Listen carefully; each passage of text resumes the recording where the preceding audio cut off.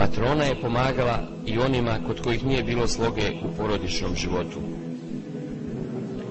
Jednom joj je došla žena i priča kako se nije udala iz ljubavi i da živi sa mužem u lošim odnosima. Matrona joj je odgovorila: a ko je kriv za to? Kriva si ti, kao što je Gospod glava crkve i muž treba da bude glava porodice, a ti bi htjela da komanduješ i od toga sve polazi.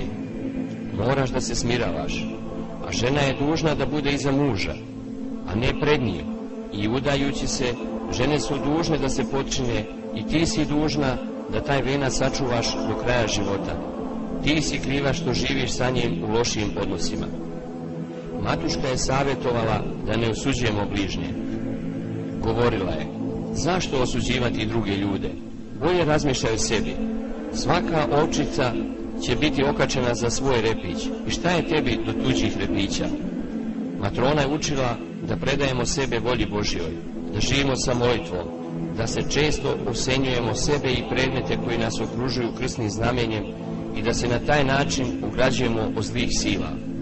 Savjetovala je da se često pričešćujemo svetim Hristovim tajnama. Zaštićujte se krstom, molitvom, svetom vodicom i čestim pričešćivanjem.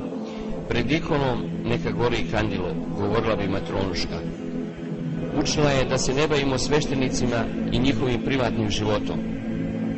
Ako idete kod sveštenika po savjet, pomolite se da ga Gospod umudri i on će vam dati pravilan savjet. Govorila je da je veliki greh upotrebljavati dekorativnu kozmetiku, jer čovjek kvari i unakažava prirodni lik ljudski, dopunjava ono što mu je dao Gospod, stvara lažnu lepotu koja vodi ka razvratu.